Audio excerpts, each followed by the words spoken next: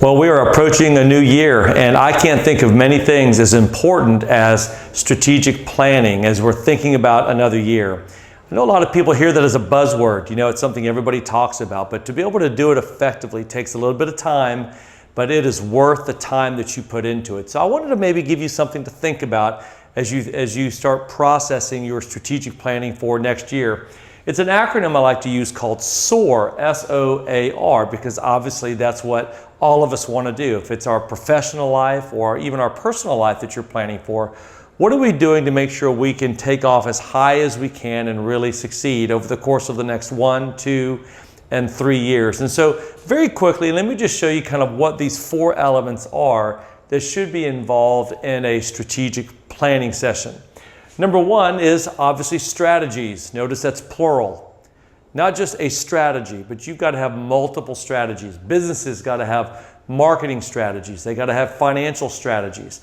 They've got to have strategies for their people. There's a variety of strategies that you're going to have to spend time on and look at. If you're looking at your personal life, you're going to have strategies for your relationships, for your health, for your money, all these different things.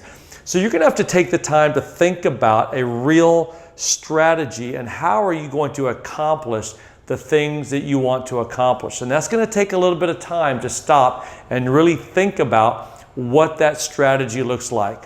Strategies are not going to be goals. They're not going to be, I'm going to do this, I'm going to do this. Strategies is more of the underlying plan or blueprint that if you take this course of action, then these goals will follow. Okay, so it's kind of the blueprint of action that's going to allow you to achieve the goals that you want.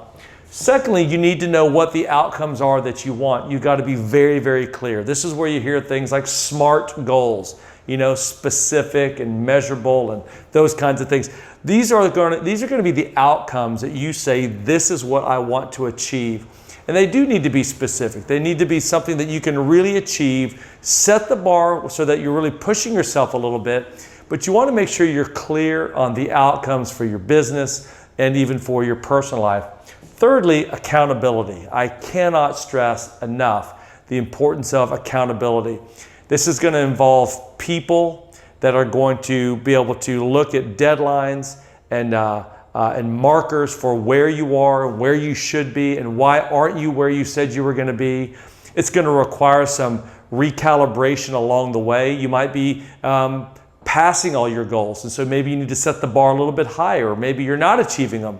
So you're going to want to have some accountability. You need to set markers in your schedule every month and a minimum every quarter to stop and evaluate the outcomes that you've chosen, where you're at, and are your strategies in fact working.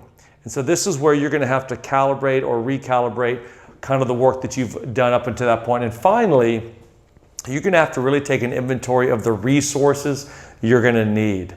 Your resources are going to be cash.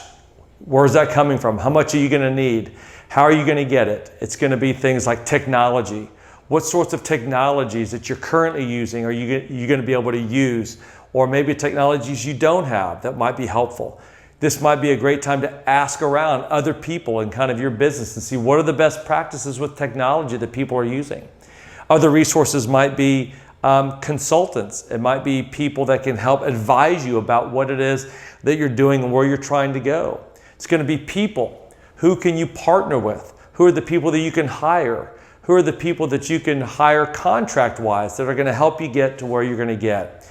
So understanding your resources, your technologies, the people that you're going to need, the cash, the funding, all of that stuff is critical.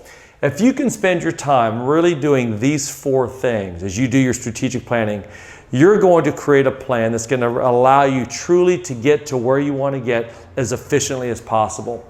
People that do not do strategic planning, they tend to just kind of go back and forth, and they're not very efficient with their time. They're not really clear every day on what that day should be all about. But when you have a great plan, you make it so much easier on yourself and how to succeed. And the reason is because your decisions, by and large, have already been made for you.